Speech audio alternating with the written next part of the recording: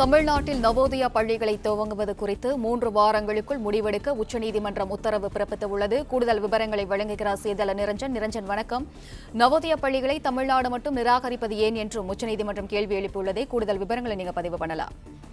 தமிழ்நாட்டில் ஒவ்வொரு மாவட்டத்திலும் ஜவஹர் நவோதயா பள்ளியை நிறுவ தமிழக அரசுக்கு உத்தரவிட வேண்டும் என வலியுறுத்தி குமாரி மகாசபா என்ற அமைப்பு உச்சநீதிமன்றத்தில் மனு தாக்கல் செய்திருந்தது.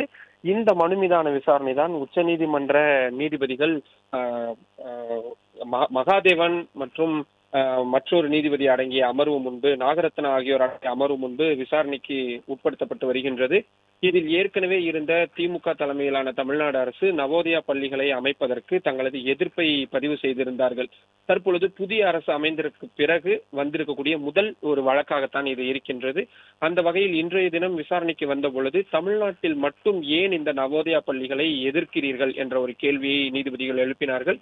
அதற்கு தமிழ்நாடு அரசு சார்பில் எங்களுக்கு 12 வார கால அவகாசம் கொடுங்கள், நாங்கள் இது சம்பந்தமான விஷயங்களை நாங்கள் கேட்டு தெரிவிக்கிறோம் என்று சொன்னார்கள். ஆனால் அதை ஏற்க மறுத்த நீதிபதிகள் வெறும் 3 வார கால அவகாசம் மட்டும்தான் கொடுத்திருக்கிறார்கள். வரும் ஆகஸ்ட் 11ஆம் தேதிக்குள் தமிழ்நாடு அரசு உரிய விளக்கத்தை கொடுக்க வேண்டும் என்று ஒரு உத்தரவு என்பது பிறப்பிக்கப்பட்டிருக்கிறது. அதே போல மனுதாரர் சார்பில் ஆஜரான வழக்கறிஞர் பேசும் பொழுது, தமிழ்நாட்டில் ஏராளமான சிபிஎஸ்இ பள்ளிகள் இருக்கிறது, அங்கு ஹிந்தி மொழியும் இருக்கின்றது. ஆனால் அதை எதிர்க்காமல் இந்த நவோதயா பள்ளிகளை மட்டும் தமிழ்நாடு அரசு எதிர்க்கிறது என்ற தனது கருத்தை பதிவு செய்தார். அப்போது குறுக்கிட்ட நீதியரசர் மகாதேவன், தமிழ்நாட்டைச் சேர்ந்தவரும் கூட, அவர் சொல்லும் பொழுது, ஒன்றை புரிந்து கொள்ளுங்கள், தமிழ்நாடு மக்கள், தமிழ்நாடு அரசு